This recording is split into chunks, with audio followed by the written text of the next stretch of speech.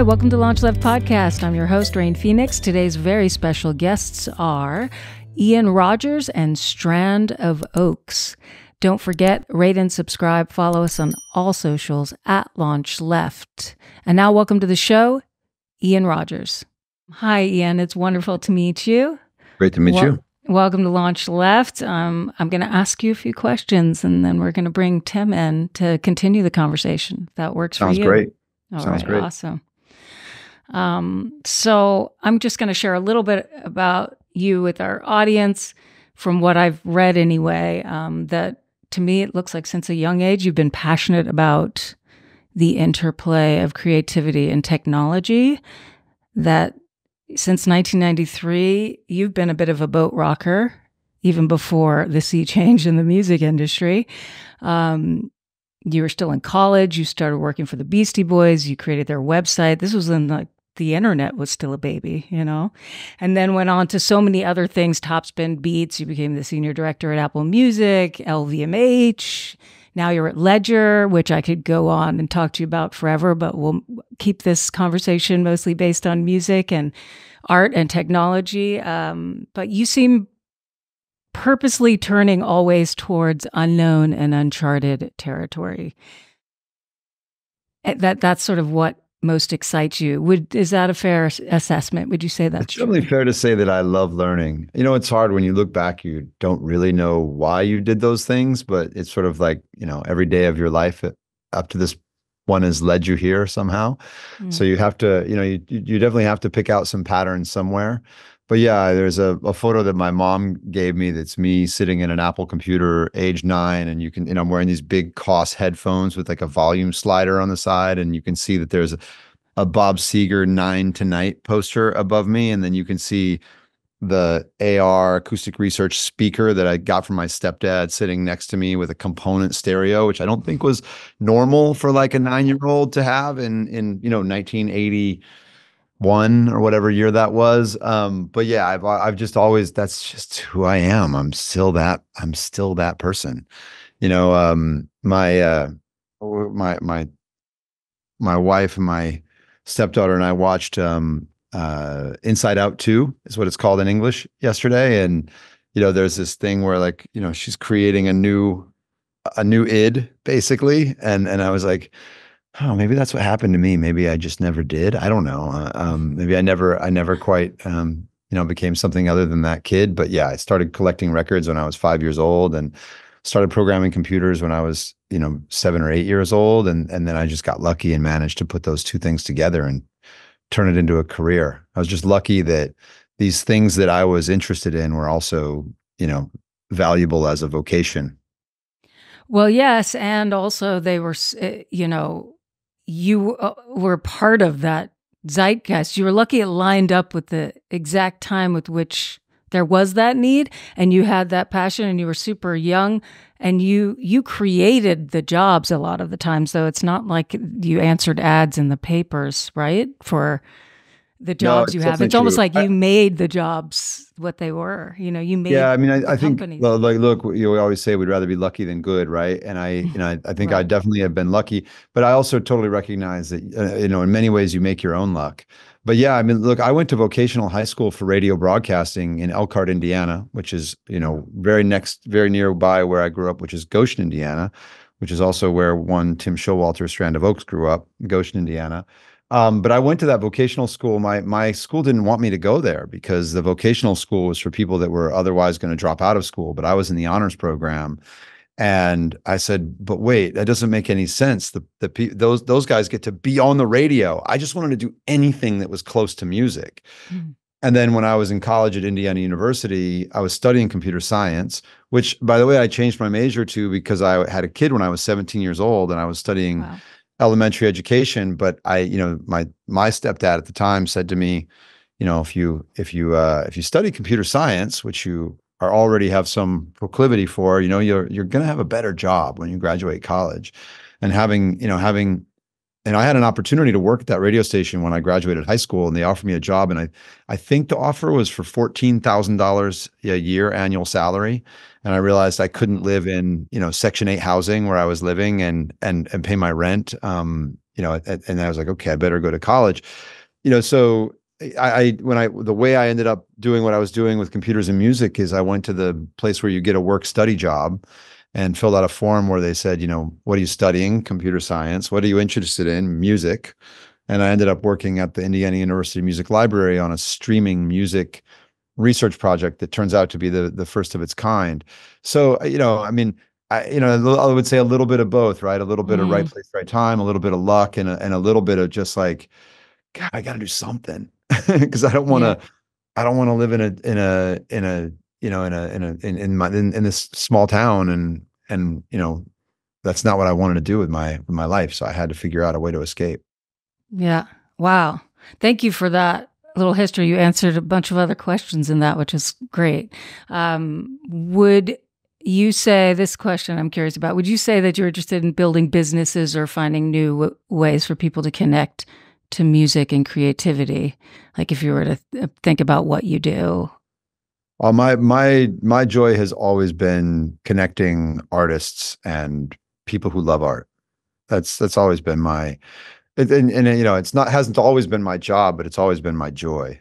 Right. So, throughout whether it's been my job or just, there's also really something beautiful about it not being your job. When I left Apple Music, I was really happy to just be a music fan again, and not have to pretend I liked things that I didn't love, or not pretend, but be polite. I could be more of a critic again. Right. So at the same time, even with what we do now with Ledger, I love that, we're agnostic in terms of what people do with their digital ownership. Just like we were at Winamp, we were agnostic as to what kind of music you liked, right? We weren't programming radio stations at Winamp. We were building a platform so that anyone could listen to anything they want. Right. And in so many ways, Ledger is that same thing, because digital ownership will be a thing, but what it is you own will really, depend on you. Is it money? Is it art? Is it membership? Is it, it's just a primitive in a way. So I think that using technology to empower people to do things they couldn't do before, that's exciting to me. And it's exciting. It's not always good, I would say. In my view, at least, it's like, I came home from school every day and watched the same, 2 programs on TBS because that was all that was on. And now a kid comes home from school and, can watch anything they want to because it's recommended to them by TikTok. Is that, quote unquote good? Well, I think consumer choice is good. But, I'm not sure I could say I'm super excited about TikTok. So like sometimes, these things are a bit at odds with one another, but I don't know I also think I just feel lucky to be able to, use my brain every day and think about puzzles like that. Is the past really important to you? Do you bring the past? Because you seem to be a brick thrower in many ways, and sort of an innovator in the way that you think about the future. But does the past play a part in that? Definitely for me. I mean, I'm really a history nerd. I love context. Maybe that's the better way to put it. Like, I think nothing exists without context. And so that context is super important to me in all cases, whether it's, I'm a music nerd that reads Mojo magazine cover to cover every month. I read the longer reviews that Pitchfork sends on Sundays, like I'm that guy, but I also read, Money Stuff, which is a Bloomberg, it's this guy, Matt Levine, who writes, I mean, everyone should subscribe to this. It's amazing. He has a podcast as well where, he's really pointing out all of these kind of ridiculous things that happen in the world of finance, but there's so much to learn from that. I mean, I love reading, books like The Making of the Atomic Bomb, and I'm working my way through a book on Stalingrad right now. And, if you read the book Broken Money, it's about, the history of value all the way up to current day. And so to me, the past matters a lot, but I think for me personally, mostly I'm an idealist. So I'm always trying to use that context to imagine another future. I think, look, this is what humans are are better at than any other animal, right? We can imagine a future that doesn't look like the one that we're living in now. Mm-hmm. So it makes us special. So that's why I find it so surprising that so many humans can't imagine a future different than the one they live in now. And that's never been me. But I mean, to me, you see that all the time, whether it's even now that we have the iPhone, everyone thinks like, oh, there'll never be anything after the iPhone, which is obviously idiotic. Meanwhile, the one thing I can promise you is the phone they have in their pocket will be different 5 years from now. Right. Yet they can't imagine the innovation that comes, post iPhone when we have, digital scarcity and, digital abundance via AI. And to me, that's all I want to do is imagine, okay, given the sort of the arc of technology, how does that change humanity? Whether that's, looking at something like what Ray Dalio writes about, which is these long arcs of history, the rise and fall of the Dutch Empire, the rise and fall of the British Empire, the rise of the American Empire, and then, some things are deteriorating. So what does that mean? Does that mean that you'll have the fall of the American Empire and the rise of a Chinese empire? Or does the technology that we have today somehow drive us toward a different outcome? And how can the way that we create the world around us change that outcome? I mean, that's what I like to think about for whatever reason. But you have to use the past as a guide to get there. Yeah. Wow. That's really awesome. Thanks for sharing that. And I totally agree as far as idealism is concerned. Always trying to look for what might be the more positive future in a way, and especially I always look to creativity. I think that's kind of the cornerstone with which a lot of revolution happens and a lot of change happens, and transformation is through the creative and through art and artists, But hearing you talk, and specifically in the time we're living in now, so much is connected to technology, right? And that juxtaposition, that intersection between the two. So I have a keen interest in that, and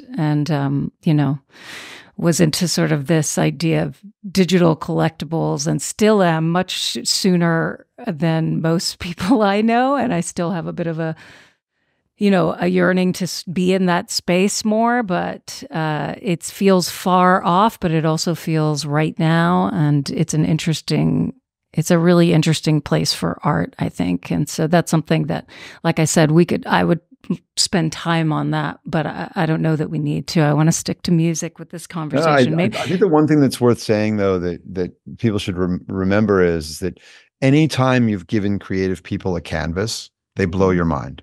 Mm-hmm. Right. And it's never about the technology, right? The value of a Basquiat painting is irrelevant of the technology that was used to create it. And so, the spectacle of technology will always lose, but the creativity of the human will always win. So I think as long as, people want to talk, whenever someone's talking about the technology, I know they're talking about the wrong thing. Mm-hmm. And it doesn't matter if that's a lover or a hater.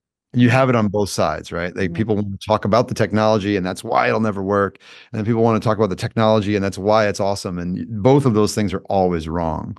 Right. When it's about concepts and creativity, well, I mean, technology is a vehicle at that point. And, let's face it, paint is technology. So, Yeah, I think it's what's interesting though is, with music and let's say digital collectibles, or however we want to talk about, because even Web3 isn't necessarily the right way to talk about it, but that world, talking to musicians about that and trying to get them excited, because I've been excited about it for a while, is difficult. Yeah, super difficult. Talking to artists about it is difficult. So it's one of those things that I agree will be, like you said, it's a canvas that eventually will make total sense and people will, but we're far off from being able to explain it properly, I think, to everyone. So that makes it, there's the learning. Yeah, it'll need to really be a part of everyday life, and it won't look like it does now in terms of difficulty. Once we're all talking about it, just like there's a big difference between, what we were doing with streaming music in the late 90s and then just saying, hey Siri, play the Beatles. You know what I mean? Like there there was 25 years between Wow. those moments. Wow. So I know. And I was alive during all of it. I was just thinking that. I was like, wow, I really was able to, I was, 19 and 93. And before that, late 80s, I remember my mom emailing for she was one of the first people I ever knew that was like, what's email? When I was like 16, 17. It was wild just to think that how far we've come and how long ago that was, It's like time seems to do this all the time. The envelope of time is very, very puzzling and also exciting because you feel like you can just touch 30 plus years ago and it was so long ago and doesn't make sense compared to now. Yeah, exactly. Do you play an instrument or do you have a creative outlet? Do you do something that's creative, like whether it's play, or is there something that you really like? No, I mean, I've played guitar and drums. I was in a punk rock band in high school, but then I had a kid when I was 17, and then you get a job, you go to college, you raise the kids. So I still play. I played more during COVID than I do today. Yeah. And the thing I'm doing now is more of a creative outlet is just writing. I'm writing a column for Rick Rubin's magazine about digital art, Tetragrammaton. And the idea was that I would do, one per month. And now here we are in June and I'm finishing the second and working on the third. But, at least it's something creatively. Yeah, absolutely. My creative outlet is my job, which I do for 12 hours a day. And then at the end of the day, I usually just read a book. Mm-hmm. Oh, I want to read that. I'll have to get that. Information somehow. But you've been sharing that you have children. Are they a part of sort of what you look to with your work? Do they kind of inform your work? Because kids today are so much growing up in the era we're in. They didn't span that whole gap like we were just talking about. So do they inspire and inform your work, or are they coming to you going, Dad, what's the next thing I should be into? No, the kids are the secret weapon, right? Because if you know what the kids are doing, then you know what's actually going on. Because usually you just get old people trying to tell you, I remember like taking Facebook into my boss at Yahoo and him telling me that Facebook was the next MySpace and Friendster, right? And I was like, I don't think so, but and it's your kids that show you, what's sticky. Right. So I think it's a secret weapon. That's why I have, 3 only children and now one grandchild, which is hard to do. I have a 33-year-old, a 17-year-old, a 9-year-old, and a 2-year-old granddaughter. And so, it's like it's a secret weapon though, because then you always know what's going on. You can just, you don't have to listen to, what some person who's a full-time critic who's usually wrong, right? I mean, the people that are the worst positioned to tell you about the art of tomorrow are people who really understand the art of today.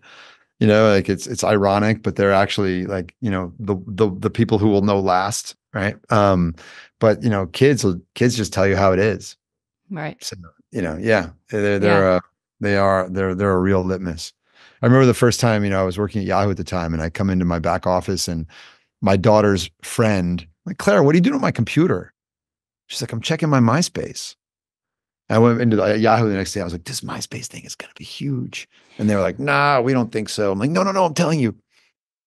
It used to be just my music nerd friends. And now there's a 13-year-old checking her MySpace. She doesn't have email. She has MySpace. And that's what you got. Those are the people you want to connect with. Those are the people who know what comes next. Yeah. The guy working a job and making a couple $100,000 a year, that dude for sure doesn't know what's coming next. For sure. Right.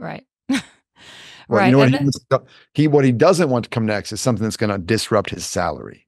So if it's something that's going to disrupt his salary, I can promise you, he's going to deny it until it does. Yeah.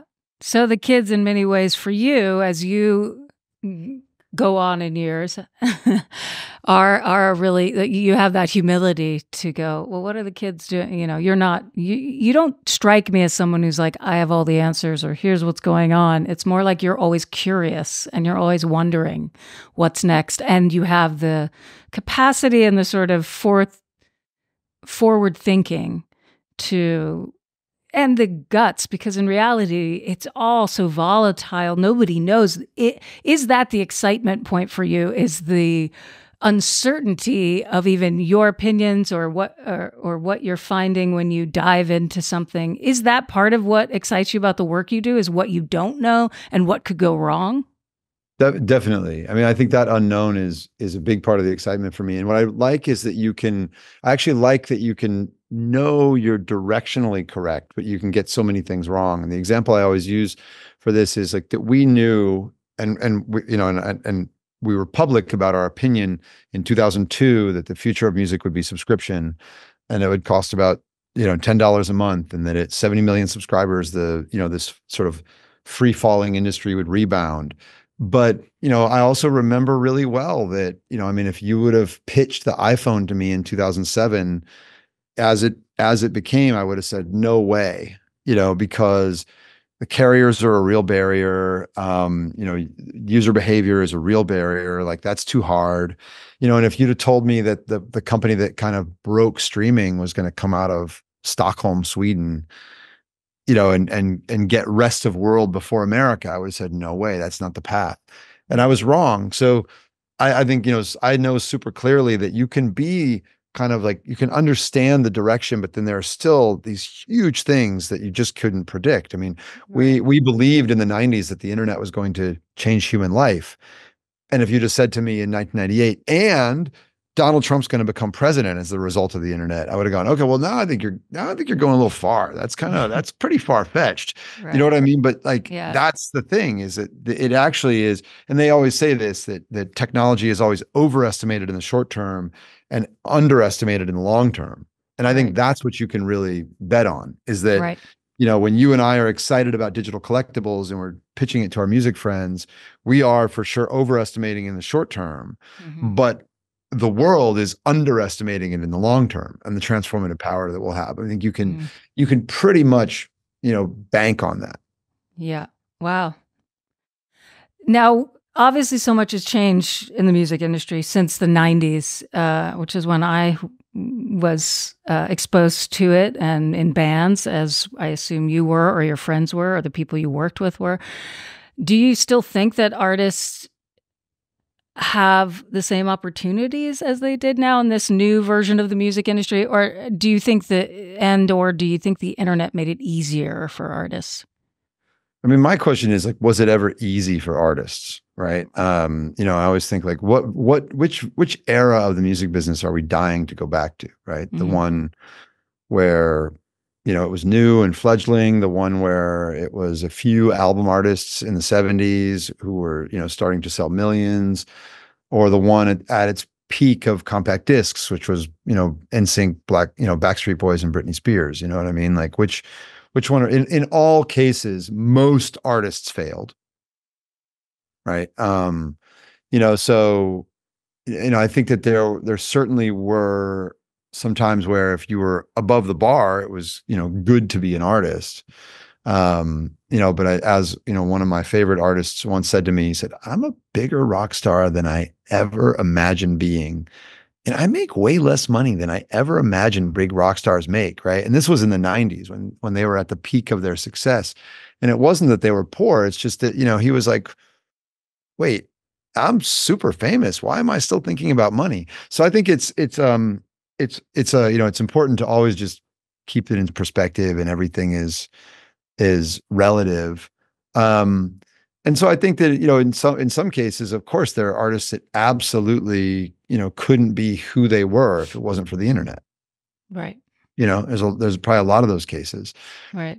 At the same time, it's just a different game. And I think that I do lament the fact that, I mean, the music business is quite small, but it always has been. If you look at it, it was, in the late 90s, it was a $30 billion industry, and it had sort of free fall down to a $14 billion industry. And now it's gone up again, but there's inflation. I don't know what that number is, sort of inflation adjusted. But, what I do know is that the entire music business, recorded music business, is smaller than just LVMH. Wow. One company in the luxury space, right? Wow. Yeah. Wow. So, that puts it in perspective. Yeah. Everything is everything is relative. Right.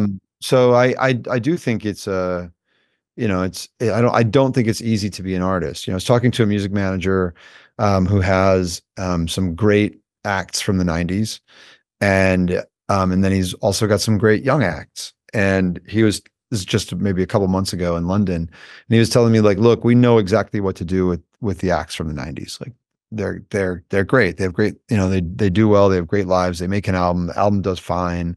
The tours do great. Lots of opportunities. We do well. This young band, it's like, and they're good. So I shouldn't say who they are because I don't want to, I don't want to Yeah, no betray anyone's worries. trust, but it's a great, young indie band that's been around for a while, and they probably got a long road ahead of them. But you also realize, like, that road is hard. Yeah. Like, that road is, you got to love what you do. You have to love each other. You probably have to be an idealist because you're. Definitely not in it for the money. Mhm. So Yeah. I don't know. I have super mixed feelings about it. I don't have the answer. All right. Well, I have one more question before we bring Mr. Tim Showalter, aka Strand of Oaks, into the room with us, which is any advice for emerging bands now in the current landscape, or do you think social media strategy is as important as releasing regularly and playing shows live? Are they mutually, beneficial? I'm curious what your thoughts are on that. I think I think it really, I'm going to give a kind of a cop-out answer, but I think it's true. I think it really depends on who the artist is and who the audience is. So maybe a helpful answer is I would look at it as brand building, right? And not every brand is built the same way. And in other words, and by the way, also building a brand takes more than 15 years, period. Mhm. Right. So if one of my best friends runs a great running clothes company in Paris called Satisfy. And I've been watching him build this brand for the last 9 years. And I can tell you he will do it. Like, it's, he's got all the momentum. But, I think, and before that 15-year mark, he's still building. He has not yet built. And that's what it means to build a brand. I don't think there's any such thing as overnight success. I just listened to Julie Greenwald on Rick Rubin's podcast, and it was really a great one. And it reminds me of what, Steve Berman said when we were talking about Billie Eilish, and he said, yeah, we've got this little overnight sensation we've been working on for 3 years, right? And I think that's the thing to remember is, it really is. It takes a team.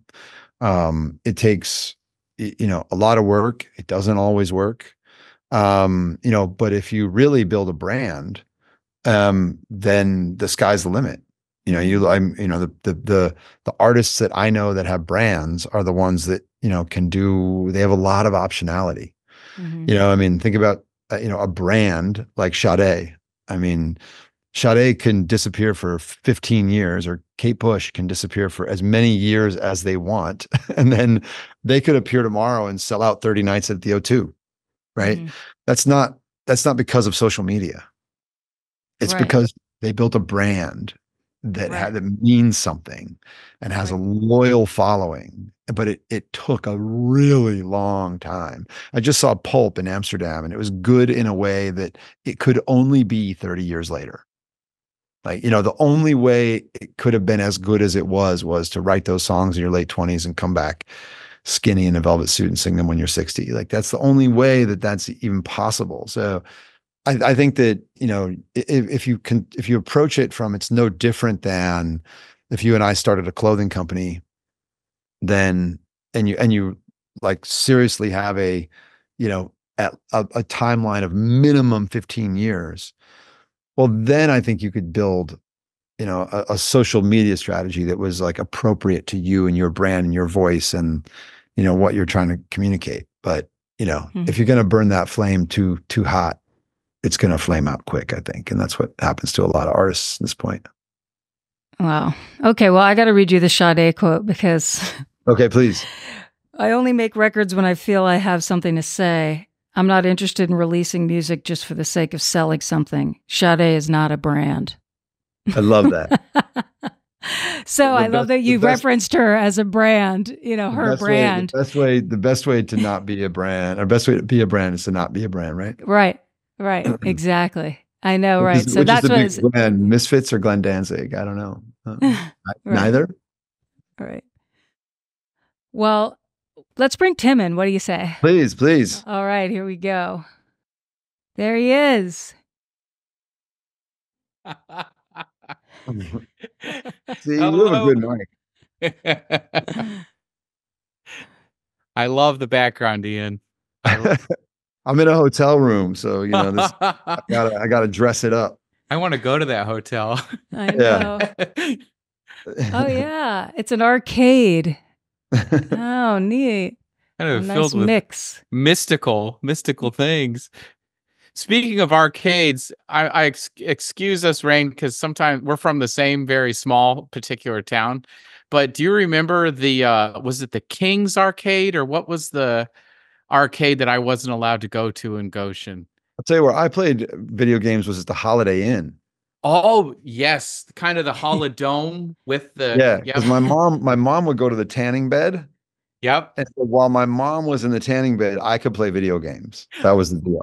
My grandparents lived at that Holiday Inn for a while, and it was awesome.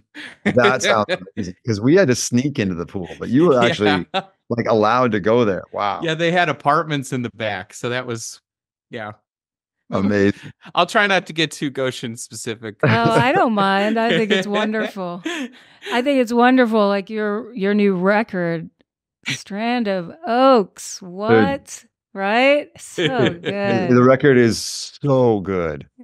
Thank you. I have every other record I've ever made. I've made a lot of them, but I have no idea where it came from. I'm just thankful that it happened.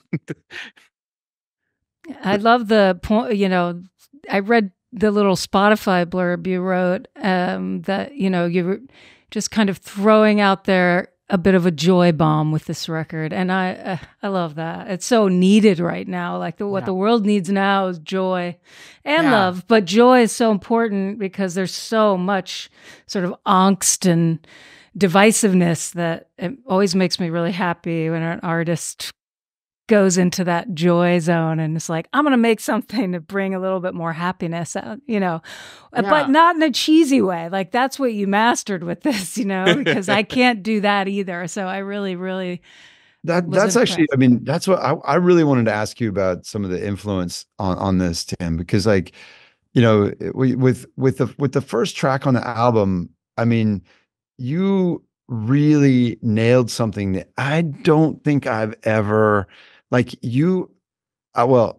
tell me influences on it, because I don't want to put any words in your mouth. Well, the main influence, especially for the first song, More You, is Freddie Mercury, just 100%. Wow. We have my best friend and co-producer, we were having just like this extended listening party that just lasted for like hours, and but in the midst of it, and I believe my friend Jenny O. Rain. I think you. Yeah. Jenny is her partner is Kevin, and Jenny was like the leader of this listening experience, and I believe it was Jenny who put on "Live Forever" or "Who Wants to Live Forever" by Queen from the I believe the Highlander soundtrack, and I heard Queen in a new context, like outside of the legend of Queen. I just heard them in this genius channeling the universe and all of creation, Freddie Mercury, and I kind of in my own mind wanted to see if I could do something similar with More You, and I just sat at this room with my right hand on the keyboard and my other hand on the mic, and I wrote it, just that, like everything that's there happened at that moment. Wow. Because the confidence that comes from you in that vocal performance to me is like, because it's so you're like giving all this emotion away, but there's still all of this confidence in it. Like I know that this is the right amount. And that's the part I don't know how you find that. It was difficult because I don't know. I think I have a pretty good voice, but the one thing I'm sure of, I have a very loud voice. Like inappropriately loud at times. And it's hard for me to not, I have to like, when I'm doing a vocal take, sometimes ask like, how much Bruce Springsteen am I going to let into the room here? Because so often it just, it's harder for me to restrain it than to push it. So I think with More You, I was really proud of that vocal take because I had to choose those exact moments when to add that extra dynamic. And because there's a few vocal takes where I probably sound like I'm auditioning for Eurovision or something. Like I definitely oversang a few of the vocal takes. That answers my question, because it really feels and I guess there's like self-awareness there too, right? To be able to get the right one. But that's what it feels like to me, is like that it feels to me like you know what the fuck you're doing. That's like you know exactly how, but then at the same time you're doing something that doesn't really have a precedent. Because it's funny, I get it now that you said it, but I wouldn't have thought Freddie Mercury.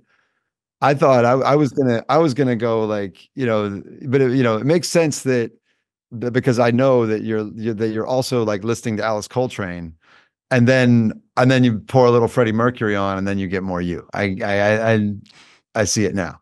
Yeah, and obviously Celine Dion, just the greats, just like the timeless like singers that I love.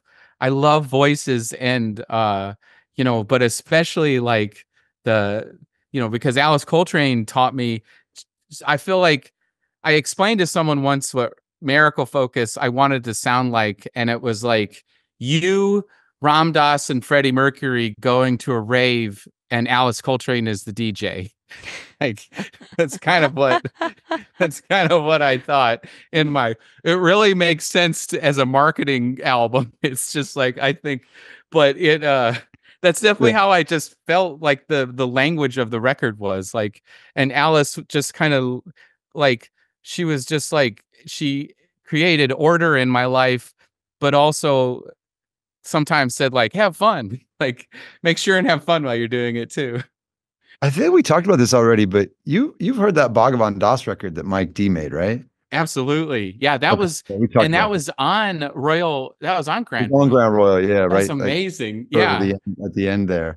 Because that's funny, because you could have in the year like 99, 2000 used that description for that record almost.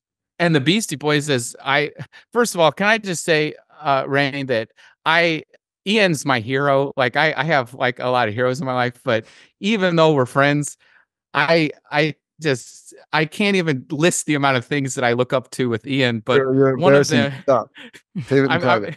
but it is like your deep connection, Ian's deep connection to Beastie Boys, and my connection just as a lifelong fan. I think Beastie Boys are also super important to this record because they so effortlessly brought consciousness in as they evolved as a band, but they also remain fun. Yeah. And I think authentically fun and wild are things that, and you mentioned that's such a good point about joy and the idea that like, I feel like joy is not a ephemeral emotion. Like I'm psyched or I'm happy. Like I think joy is like a foundational element that I have at least tried to find. And yeah, joy is one of my favorite words now, because it's like I can be happy if I eat a sandwich that I really like, but there's like joy lives somewhere a little bit more in the infrastructure, I hope. Mm-hmm. I know exactly what you mean. And I think, honestly, speaking of, how do you say it? I guess more deeper meaning consciousness in music or art, and the people that embody that. So, spiritual people are beings that, influenced artists with their joy, really with their joy.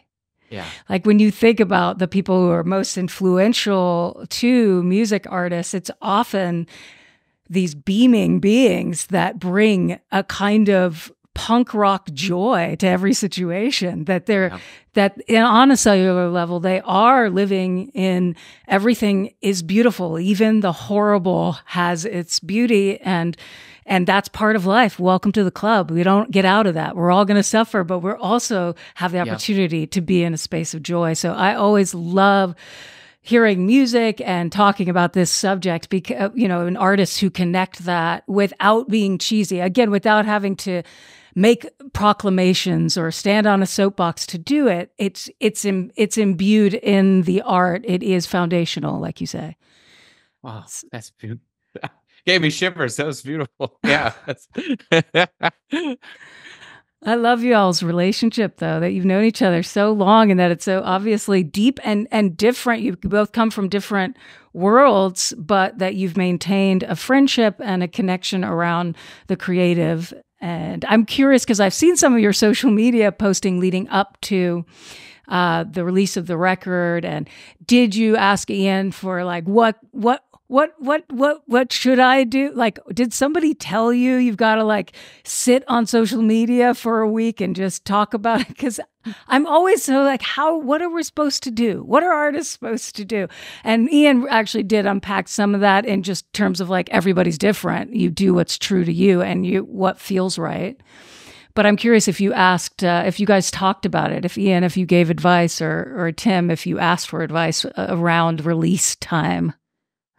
I feel like Ian, and I might embarrass you. I'm an oversharer and a open complimenter. I love to compliment, but I feel like Ian's just presence in the world creates the influence. Like I listen. I just as much as I listen to music, like I seek out Ian's anytime he's on a podcast or has a chance to talk. And typically when we chat, it's just like this very excited exchange of new records. Like it's just like, what are you listening to? And then he'll send me something that blows my mind and stuff like that. But I feel as far as just like as a I really had a great relationship with my dad and my grandpa and my grandmas and mom, all of them. And I have a really positive experience with mentors. And I find that sometimes in my position, like I've had a band for 20 years and it's kind of just me with different friends playing. So I don't really have somebody to like the step up that I need to like be a mentor type figure. And I think that's what Ian, the first time I believe I met you, out of all of your enormous accomplishments, Ian, I remembered you. I knew your name because you waxed the curbs at Goshen College, I think, or he was a famous skateboarder in my hometown. So skateboarding is definitely illegal at Goshen College initially because of very illegal. It was not illegal when we got there. They didn't even know what it was. But then they were like, no, whatever these guys are doing, this is definitely not allowed here. Yeah. I mean, and I love and this is a new thing I've been saying recently, but like, I think cool is such a powerful word if used correctly. Like the idea of cool, and it's not fashion or really it's just like a cool presence, probably similar to what you were saying, Rain, about radiating joy. And like, I just think I could sum it up in all worlds. Ian's just fucking cool, and like that's all I'm making him blush. Yeah, so let me respond. I mean, how fucking lucky am I to have this guy saying this about me? And I just think, like, look, on the social media side, Tim has done his own thing in his own path. It's exactly what we talked about earlier. Mm-hmm. At the same time, like, I wish I could do more to help Tim and Strand of Oaks. But I said to him last time I have terrible news for you. I like your record, right? I mean, I've never liked anything that's mainstream. And so I'm not sure, like, what I don't know, like, in what we were talking about earlier, Rain, like, I don't know what the answer to this puzzle is. This puzzle of how do you do what Tim has done on all of his records, right? Especially this one. And then knowing that, you've built up, a certain group of people over all this time, and some of them are going to love it and some of them are not going to get it. And then how do you, given where we are as human beings today, all having kind of personalized media driven at us, find those new people who would love it? And really kind of an answer to one of your earlier questions, like the thing that's always frustrated me and I've always wanted to find an answer to is just how do you make it more efficient? Not in like, hey, let me shove this music down your throat, which is how we experienced music, growing up in the 80s, but in a, how can this reach everyone who would love it? Right. Like that's actually the task. Yeah. Because what we know is we know how imperfect that is. Like we know any of us could listen to this record and go, oh my God, like the amount of people who would love this record compared to the people that are actually going to get exposed to it. Like that gap is so massive. So how do you actually close that gap? And I'm not at all convinced that social media is the answer to that problem. Can it like help inch a little bit of the way there? But like we all know that, something sensational is going to be far more quote unquote efficient than something that's just great. And that like we talked about earlier, that, building artistic legacies has always taken the artist's lifetime, right? Like as a length of time that it takes to do that. I don't, it's like almost without exception, right? So yeah, I mean, I don't know how useful I am. And thank you for all of the, all the kind words, Tim, but mostly I just like the vibe. I just want to say one thing though about cool. As I say that, I don't know if it's something, did you know my dad started the Dewdrop Inn in Goshen? That was my dad. No, he didn't. Are you kidding? No, that was my dad. And my dad was the original proprietor of the Dewdrop Inn. But cool is very important to my dad. And I've had to kind of come to terms with that. Like, is that just like I don't know, is that shallow in some way? You know what I mean? Like I've had to be like, why is cool so important to me? What does it actually mean? So it's so funny that you said that. And it's also why that's the ultimate compliment. I'll take it. Thank you. I love you. I think with trust me, I'm kind of watching in real time I thrive and I'm energized by my my fan base. It always feels weird saying that, but I'm kind of watching in real time kind of a lot of people going like, what the fuck is this?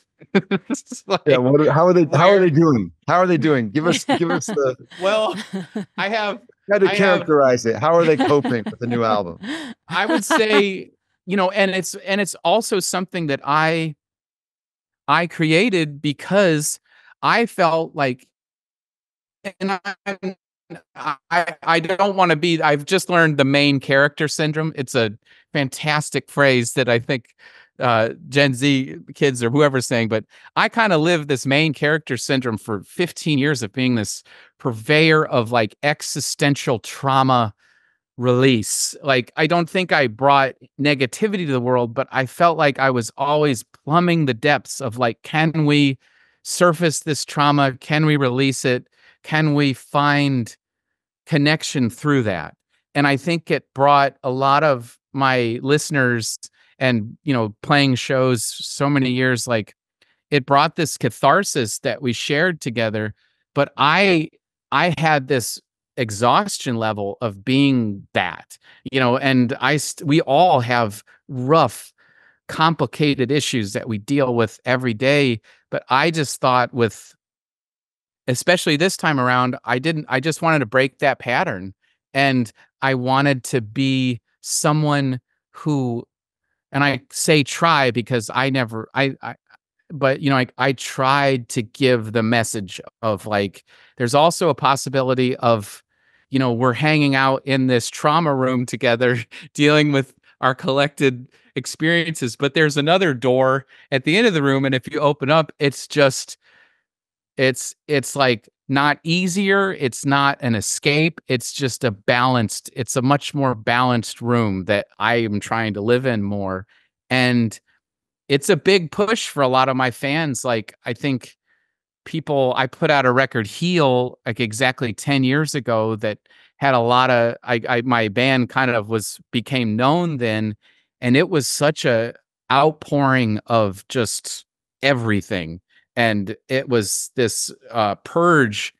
And I connected with a lot of people through that. I mean, I literally have like Survive written down my arm. Like it's so dramatic, but like I just was kind of exhausted with that character I'd been playing. And if you meet me in real life, as Ian knows, like I am a goofy, loud, I don't like, if you listen to my records and see some of my press photos, I look like I'm cosplaying at a Ren fair of like, and then the Dark Lord enters the room.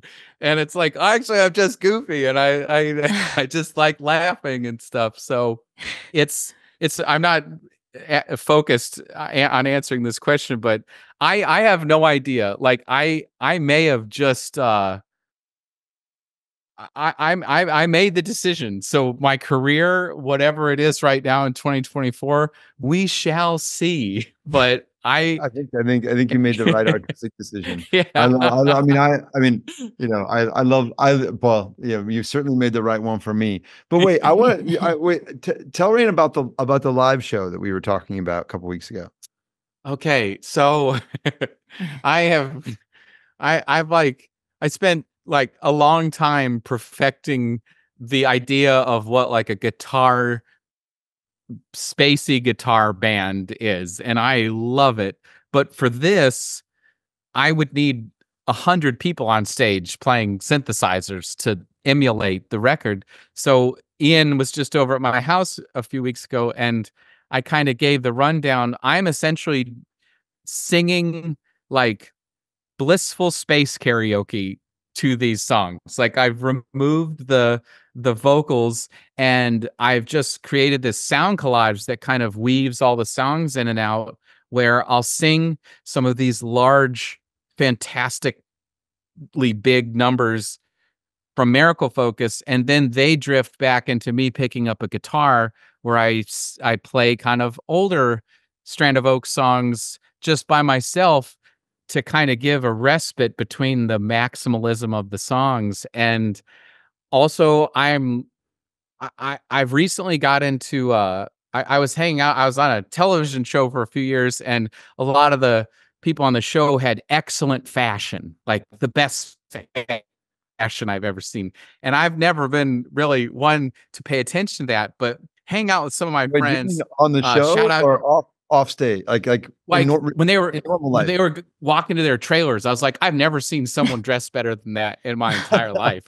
Like it was so fly. And my friend Clay, who is on Mayans, the show is called Mayans MC, and my friend Clay Cardenas, he was the best dresser I'd ever seen. So I'm kind of like, he just inspired me, just like other people inspire. I was like, I want to dress better. Like I want to dress like fabulous. Like I dressed as a biker for 10 years, and then I was cast on Sons of Anarchy to play a biker, and I was like, I'm done with the biker look. So I'm maybe more excited about my outfits that I have planned for the tour, but I just like, I had this philosophy, and when Kevin and I were making the record, we're like, if we've committed this far, that there's no more room for half measures. Like we just have to fully commit to this, Andy Kaufman style of like, this is the concept. Or I love you know, that. someone like I've been obsessed with Keith Haring for so many years, but I pull a lot of my style and like maybe ethos from Keith Haring, where everything he did was the art, like his fashion, like his sneaker choice, is like the entire thing lived the concept. And in my own way, I kind of want the concert to be that, like my fashion, because I want it to bring joy, like you said. Like I wear Reebok pumps a lot because it makes people smile on the street. People see Reebok pumps and they're like, holy shit, Reebok pumps. And then I get like a really good interaction. Like it's like we talk about Reebok pumps. So I kind of am going to have a little bit of like Macho Man Randy Savage talking about meditation a little bit, I think is my aesthetic, perhaps. I That's talk so great. much. I love No, it. So that- you made this record with Kevin. He produced it. Jenny's Kevin. Oh, he's so wonderful. Oh, that's so cool. We made the Okay. past 3 records together, and Okay. Kevin's like my creative wife husband. We're creatively married to one another. So Wonderful. we just, and this Kevin is so amazing. And I kind of, sometimes when we were making America Focus, we were getting a little scared, thinking, I think we're just making this record for Kevin and I, like, just so, like, I think Kevin would really like this insane drum part, and he would do, like, so we were like, the blinders were on, like, there was no thought of like, will this hit my target demographic? Like, no, I just wanted Kevin to shake his booty and like dance to it. So. And some incredible synthesizers in his studio, so I can see where some of that, the sounds came from too. And you've been to his space? Yeah. Oh, it's so beautiful. It's just, it's like Disneyland meets Bliss, like even further. I absolutely love it there. Yeah. Yeah. We had a little dance party there for Jenny's birthday. Jenny and Jim James, who were on the show. Jim James launched Jenny on the show. So yeah. Oh, fantastic. Yeah. Yeah. Well, I love hearing about the record and the sort of touring. When you shared about how you're planning to tour the record, is this just going to be you solo, and then you'll have like these landscapes you created will be the backdrop? And okay, well that's honestly probably the most cost-effective way to tour these days. Oh yeah, because since the pandemic, myself and a lot of bands are playing this wonderful game called Where Have My Fans Gone? So we're just trying to slowly gather them back. Right. Yeah. Yeah, yeah. Well, this is also why I think also, to me, the goal here is all of the people who would love it somehow discover it. And the only way that's going to happen is, someone like me or like Kevin says, yo, you gotta hear this. You gotta come with me, tomorrow night. So that's why I want like residencies, because I think if you get those fans back once every 3 years, it's going to be that's a long road. We gotta like, start playing on a Monday and then have 5 times as many people on Friday. That's when, that's when you know it works. And I think you got enough of us out there committed to, if each of us bring in somewhere between, 5 and 50 people, now you because you're going to have to find. I don't think it's just about finding the old Oaks fans. That's my point. I think there's a whole bunch of new ones out there that are gonna, appreciate, that wouldn't have necessarily got Heel. That are gonna feel this. For sure. That's who we got to get to. I also think this is just great advice for other artists, because a lot of how maybe we will be able to do this thing is through friends and residencies. I've always, like, from my band recently, we're doing like a LA Basin tour for the last 6 months, just every month somewhere else in LA, because it's like, it's not cost effective to try to take a new band out on the road, but maybe we can slowly build audience the way that's always seemed to work throughout time. You build audience. But what I saw Connor Oberst do that I really loved, and he's a legacy act at this point, obviously, but he did an LA residency and a New York residency, like every other week. He would come back to and fly, and so he'd have a different New York band and they do all different songs from his massive, amazing catalog. What a great idea! And that had so much in 1 month or 2 months, I think. I'm not quite sure if it was 1 or 2. What I'm sure he accomplished in terms of gathering people, on both coasts was really powerful. So I do love that idea. I'm not surprised Ian thought of it, of like this, for all bands, for other emerging artists and legacy artists like yourself, Tim, too, to kind of not only build these residencies, but have your friends that have the good taste and care about what you're doing, invite 15 to 50 people out. Yeah. And that's kind of how we can sort of rebuild what has been broken maybe in that way. And off a question we talked about earlier with Ian is like, whether the industry has changed so much. And I don't think necessarily the industry was great back in the 90s. It was just different than it is now. And we're in this very interim stage where social media seems to be the only thing that matters. And that's very disheartening for people who don't give a fuck about how they look to the world or being on social media, and how hard that is for these bands. So what is the answer for those artists, and how do you kind of combine it all and find a way? And Ian, you had a great answer about, brands, and the best part of being a brand is not being a brand. Brands, they all kind of rhyme, right? But what you're talking about now, and what we're all talking about, is a really powerful community activity we can do to help. And I think anyone who's starting out or has a legacy to continue with, it is such a powerful thing when you bring people together and you just sort of mandate, this is what we're going to do for the next month or two. Here's where you can find us. Tell your friends who resonate, or, that you resonate, and kind of do that on the ground building, because art is the one thing that we can depend on throughout all of space and time, that has transformed each and every one of us in whatever iteration, reincarnation, none of that stuff if you don't believe in it. But throughout time, since we were like banging on drums around a fire, that has been what got us through everything else, all the suffering, all the joy, so continuing to kind of go back to that fire, whatever that looks like for us now. And I think the internet is a kind of common campfire. I believe technology is very much, it is the way we're doing it now in a lot of respects, but there is something to be said for that human to human. Let's build together. Let's bring people out. Let's share the love. Let's share the joy, and share the music. Share the art, So I love that. What a cool thing to have come to, and I hope we see more of that. I would love to see you do a residency. I'll bring people out. You holler. By the way, I'm coming to Zebulon. I'm so excited. That's like my favorite venue in LA. So I'll be there in July, and I can't wait to see that show.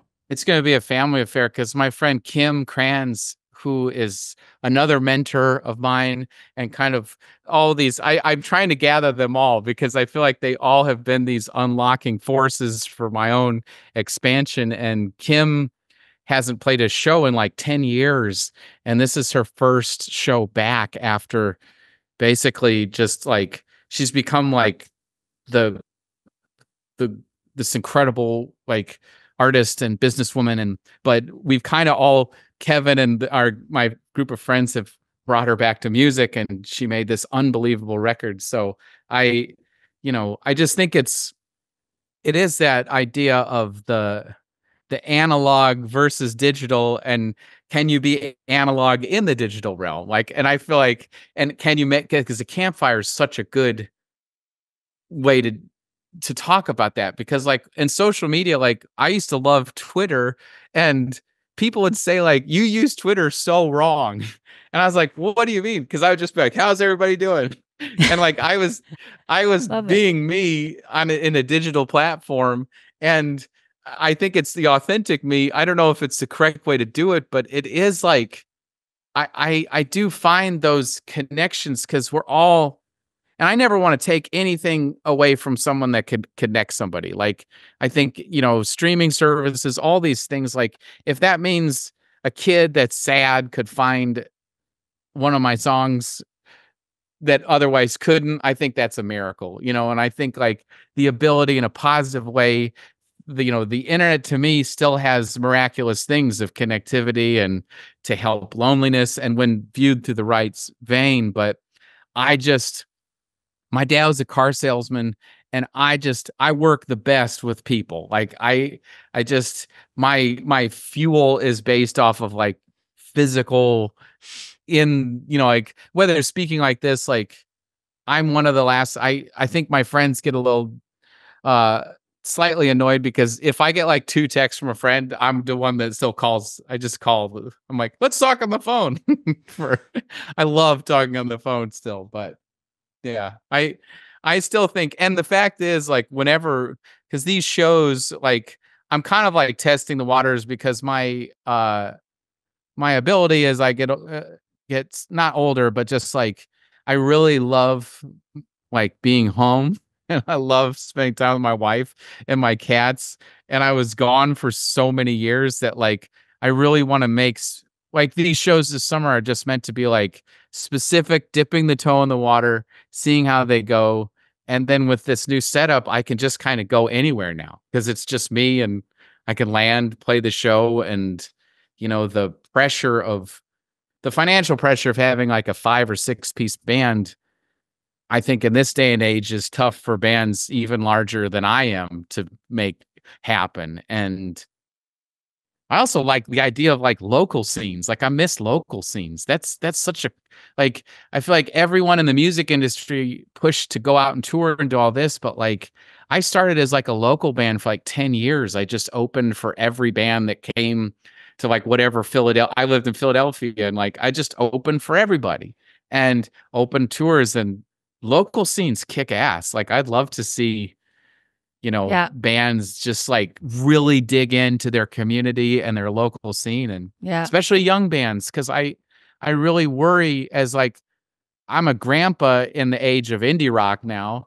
And like, I worry that younger bands are pushed so much to go so fast in their career that I just hope there's like still the equivalent of like a VFW fire hall that people rent out, and it doesn't have to be through like a corporate venue, and they just put on wild shows like Austin, Texas. I see these shows of like kids are setting up generators and just playing under the overpass. I'm like, that's awesome. That's how you get good. That's how you get creative. All those things. Well, so we know. Sorry, go. Sorry, do you mind if I'm going to try to tie a couple of these threads together because I feel like I'm talking. I feel like some of the things that you and I talked about at the beginning, and then bringing them back through, because to me, like the thing that you can never do is you can never disconnect culture and technology. We like to, because we would like to think that art kind of lives on a plane above it, right? But the reality is that without kind of vinyl records and arenas, you wouldn't have had the rock and roll that I grew up with. Without MTV, you wouldn't have had Thriller and a whole bunch of other things. And by the way, like you read the MTV oral history and you realize that was a crazy idea that, in retrospect, it's like, oh, of course it worked. But that was a crazy idea that, had like no chance of working until it worked. Right. And so I think that's what we have. And I think again, people like to think that there's just sort of like things are the way they are, but they never are. Right. They're just the way they are at this moment, and they'll be different tomorrow. And that's the thing that you can count on. So there was this sort of, you look at music relative to this, I remember digital music in 1993. It was like 5 of us, the Internet Underground Music Archive. And then I remember also, when Zoe had her radio show back in kind of like when Pitchfork was like, like this new thing. And it was new. It was this new idea. I remember Mark Geiger saying, like, if you get best new music on Pitchfork, it's worth $1 million. And his reason was because I can now tour you internationally. Right. In other words, Mark was at William Morris at the time. And he was like, yeah, best new music means I can put you on a stage in Amsterdam and Paris. And, I couldn't do, that's how you go from not being able to do that to being able to do that. So you could say that was sort of like a technological invention in a way, like just this, like this global internet. Now, I think what you have, I think post 2012, I think in some ways we're almost post internet, because what you have is a level of saturation that means it's just really hard to reach anybody because there is no Pitchfork. I mean, obviously Pitchfork still exists and geezers like me still read it, but it doesn't hit everybody in the same way, right? And everybody is getting something that's completely personalized to them on TikTok or Instagram or whatever, and they give that control away, right? So the question is, what do you do in that world? I also think in that world, these in-person things become more premium, and I think that does bring you back around to what you're saying, Tim, where it's like playing under the underpass, putting your fucking phone away and being with, people that you love under the underpass has like a deep meaning, right? And those are scenes. And my friends in Paris are like talking to me about like contemporary hardcore, and I'm like, what? It goes so far beyond Turnstile, right? That I'm just like, literally too old, but I'm so stoked that it exists, that there's like a hardcore scene, and you can go to a club somewhere in Paris and see like, what I experienced when I was 15 years old at the Cubby Bear in Chicago, and it's not that far off. And so I think that there's something to that. And so I think the thing that you always have to do is you have to go, look, forget about how things were. How are things right now? Mm. And how might they be tomorrow? That's actually what's useful. Like looking in the rearview mirror is really not useful, but understanding like how technology is changing culture today and what people are going to do with technology and culture tomorrow. That's where the answer is. And that's where I think you have to go, okay, like, let's forget about like what we did yesterday and how can I, because you're always going to use technology. Like there's never been rock and roll without technology. Without Ed Sullivan, you don't get the Beatles. Yeah. Let's be honest. Like that was, the part of the reason we'll never get another Beatles is because we don't have another Ed Sullivan. It's not just the Beatles. It's the fact that like you could be global superstars because there were 3 fucking channels on television, right? Like that's, that's part of it. So now we have a different kind of, distribution and choice. So what can you do in that? Like what works in that? I mean, I was looking today at the Bonnaroo lineup, and this thing looks like the most confused. I'm like looking at it, I'm like, wow, they had no idea who to book. Because you look at it, it's just all over the map. It's literally like someone got out a dartboard and just started throwing darts and hitting band names, right? I couldn't make any sense of it. But then there was also a guy's named Mark Mulligan who does a lot of writing about data in music, and he wrote a thing about how mass is the new niche, right? That even the biggest bands in the world are not very big these days. Like, the tail is much longer. And so I think then that's the question is, all right, well, if that's the reality, what's the best thing you could do inside of that reality? And then I'm sorry, but the last thing I think that's worth mentioning is I think about our friend Craig, who does Wolf's Mouth in LA, which is a restaurant, but it started as like a Tumblr, right? And and still this way at Wolf's Mouth, like you pay in advance, and if you don't show up, you don't get your money back. Right. And I was like, dude, I love that. I said that to him. He was like, oh, I'll never have a restaurant where you can cancel a reservation. Like those days are done for me. Yeah. Right. Yeah. But there's something to that, right? Like he also doesn't have to, because he lives in sort of this like rarer air. Yeah. Where it's not like I read a Yelp review, I decide if I want to go there or there. Oh, I think I'll go there. No, it's like, oh shit, I'm going. That's incredible. I can't believe I get to go. You know what I mean? Like he's to me, that's something that's really of the moment. Yeah. Like that. He's created something that's genuinely special. It's not fungible for something else. It's like, that's it. So there's something in that. Yeah. We could solve this puzzle. Wow. We had another 2 hours. We could solve this puzzle. Incredible insight. Thank you so much. Yeah. And a nice way to possibly end this conversation, unless Tim, you have some thoughts on that. I think what I'm going to do in the future, and this is just, again, who knows if I'm going to stick with it, but I've been painting a lot in the past few years and found like so much joy in that. And I kind of feel like in the future, like whatever my next music is, I kind of want to make 200 of something awesome, like a light fixture or something incredibly physical that people can hold, and then just send it off into the ether of the internet. Like do this like absolutely like hardcore physical like artifact, and then just kind of like, because just I feel like the pattern I've been stuck in, and a lot of musicians have been stuck in, is we're still trying to release like Vitology in 2024, and it's just like you said, Ian, the rear view is really frustrating. Like the more you look in there, the more digger a hole you're gonna you just.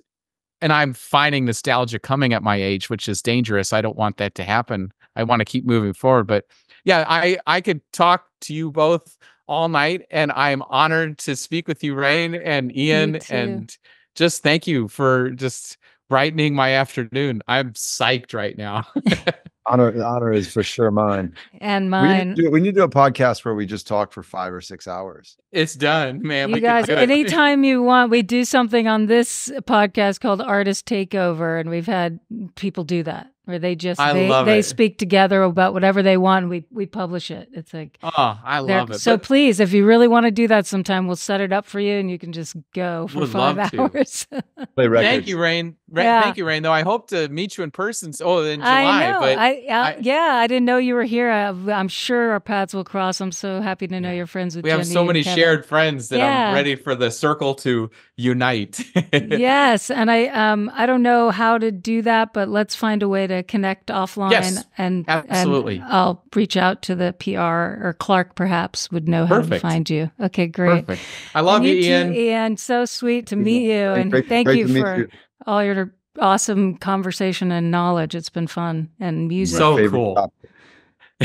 Great combination of people. I love that you guys are friends. You don't seem like you'd be friends, which is also wonderful. I love it. Have a wonderful day. You both Thanks so much, all. That was wonderful.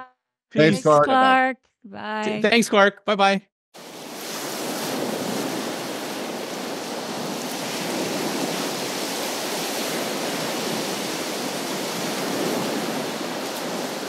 Midnight alone in the moon, midnight alone in the ocean, midnight looking through the window,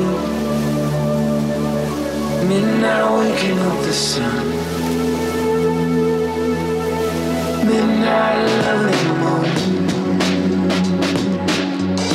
midnight alone in the ocean. Not leaving soon.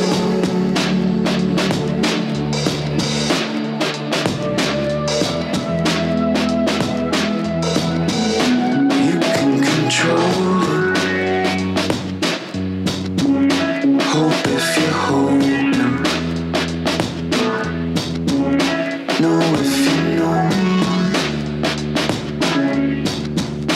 Grow and keep growing.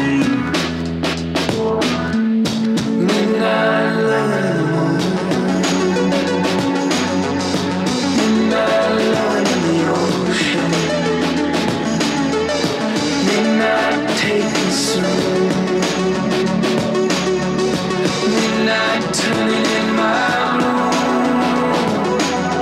midnight loving in the moon, midnight loving in the moon,